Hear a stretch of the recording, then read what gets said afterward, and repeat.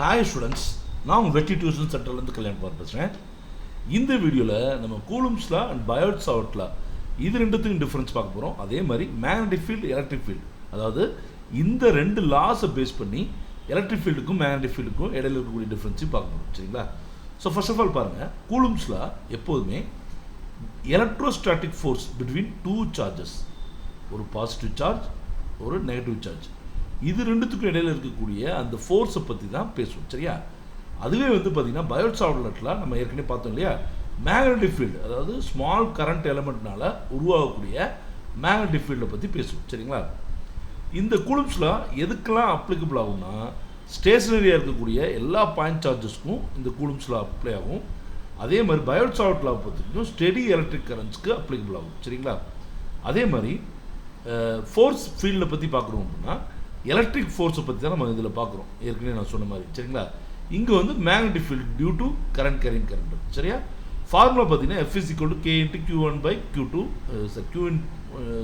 Q1 into Q2 divided by R square. இது dB is equal to mu naught by 4 pi R square IDL sin theta. சரியா? Field type பார்த்தீங்கன்னா இது electric field, இது magnetic field. இந்த constant use பண்ணுறோம் இல்லையா, அந்த K, அந்த கான்ஸ்டன்ட்டோட வேல்யூ பார்த்தீங்க அப்படின்னா 9 into 10 to the power of 9 newton metre square per coulomb square.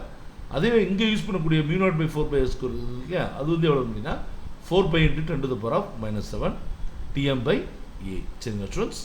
So இதுதான் இந்த ரெண்டு லாஸ்க்கும் இடையில இருக்கக்கூடிய டிஃப்ரென்ஸ்.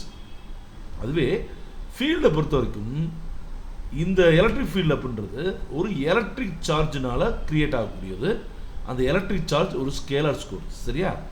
அதுவே மேக்னெட்டிக் ஃபீல்டு என்ன உருவாகுது, ஐடியல் ஒரு கரண்ட் எலமெண்ட்னால என்ன இருந்துச்சு நம்ம பார்த்தோம் இல்லையா, அந்த டைரக்ஷன் இருக்கும். சரியா ஸ்டூடெண்ட்ஸ்? ஸோ இது ஐடிஎல் வெக்டார்னு சொல்லுவோம். சரிங்களா? ஐடிஎல் வெக்டார்னு சொல்லுவோம். சரிங்களா? அப்போ எலக்ட்ரிக் ஃபீல்டு ஸ்கேலார் சோர்ஸ்னால உருவாகுது, மேக்னெட்டிக் ஃபீல்டு வெக்டார் சோர்ஸ்னால உருவாகுது. சரிங்களா? இங்கே அந்த ஸ்கேலார் சோர்ஸ் என்ன, எலக்ட்ரிக் சார்ஜ், இங்கே அந்த வெக்டார் சோர்ஸ் என்ன, கரண்ட் எலமெண்ட். சரியா? அதே மாதிரி it is directed along the position vector joining, அதாவது ரெண்டு சார்ஜ் ஜாயின் பண்ணுவோம் ஸ்டூடெண்ட்ஸ்.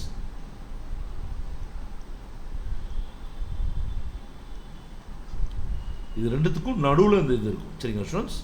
அதுவே it is directed perpendicular to the position vector R position vector R அந்த கரண்ட் எலிமெண்ட். சரிங்களா? இது எப்படி இருக்குன்னா ஸ்டூடெண்ட்ஸ், இந்த ஆர் வெக்டார் இருக்குல்ல ஸ்டூடெண்ட்ஸ், இது டிஎல், இது ஆர் வெக்டார், இதுக்கு பெர்பெண்டிகுலராக இருக்கும். புரியுதா புள்ள ஸ்டூடெண்ட்ஸ்? இதுக்கு பெர்பெண்டிகுலராக இருக்கும். நம்ம பின்னாடி அதெல்லாம் பார்க்க போகிறோம். சரிங்களா? ஐடிஎல் வெக்டார், ரைட்டா? ஸோ இது அந்த ரெண்டுத்தையும் டச் பண்ணுற கோட்டுக்கு நடுவிலே இருக்கும். இது என்னங்கன்னா அந்த பாயிண்டில் ஆர் வெக்டாருக்கு பெர்பெண்டிகுலராக இருக்கும். சரிங்களா ஸ்டூடெண்ட்ஸ்? அதே மாதிரி இங்கே நீங்கள் பார்த்தீங்கன்னா தெரியும், எஃப் ஃபார்முலாலே பார்த்துருப்போம். F is equal to K Q1 Q2 divided by R square போட்டிருப்போம். இங்கே எந்த விதமான ஆங்கிள்ஸும் வராது கூலும்ஸ் லாவை பொறுத்த வரைக்கும், அதாவது எலக்ட்ரிக் ஃபீல்டை பொறுத்த வரைக்கும்.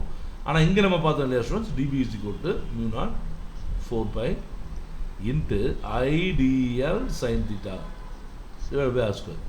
Sorry students, divided by R square. சரியா ஸ்டூடெண்ட்ஸ்? அப்போ தீட்டாவை பேஸ் பண்ணி இருக்கும். ரைட்டுங்களா?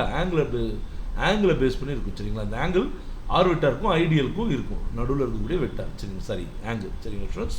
ஸோ இதுதான் டிஃப்ரென்ஸ். ஓகே.